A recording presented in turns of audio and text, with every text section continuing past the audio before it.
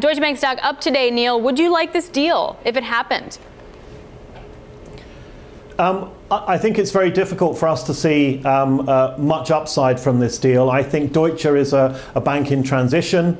It has a weak position in retail and in institutional Germany. It clearly has a weakened and weakening franchise in the global investment banking industry. So it really is a bank looking for a strategy. I think Commerzbank has a strategy. It's always been very strong in the Mittelstand lending. I think putting these two together makes sense from a German political perspective, but I think people need to remember that the German banking industry is very, very different from many of the other European and American industries, where you have a lot of state-owned banks like the Landesbanken and the Sparkassen, who rely on the credit rating of the German country, which I recognise as maybe the one AAA rated credit left in the world, and they're not always run for profitability. So even making this merger work will not necessarily assure much profits from it, because the banking industry is super competitive in Germany. Neil, is there a better strategy for Deutsche Bank at this point? It appears that the CEO, Christian Savings, his approach is not working, or at least it's not working fast enough. Is there some other restructuring that would make more sense from your point of view?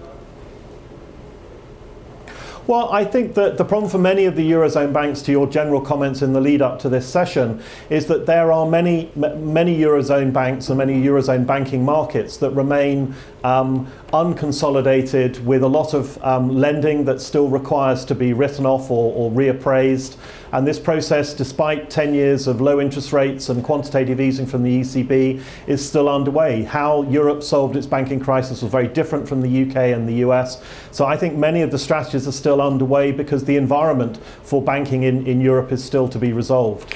Is there a distinction to be made here between sort of playing the credit versus the equity? I mean, the Deutsche Bank bonds having a pretty nice rally today, because either way it feels like the government's going to let something happen to save Deutsche Bank. What does that mean for the debt market?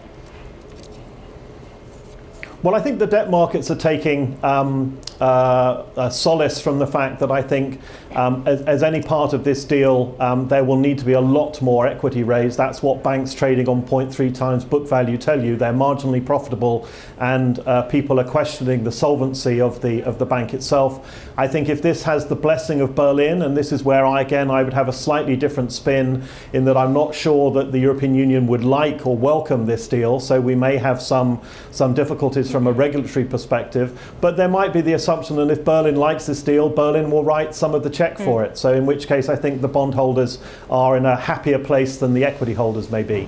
Walking it down the line, whether or not they merge, the broader issue is the negative deposit rate that the ECB has that they just pushed back, in some sense creating a newfound urgency for these two banks to merge. Can you in any way get positive about the European banking sector as long as there's negative deposit rate, and when does that change?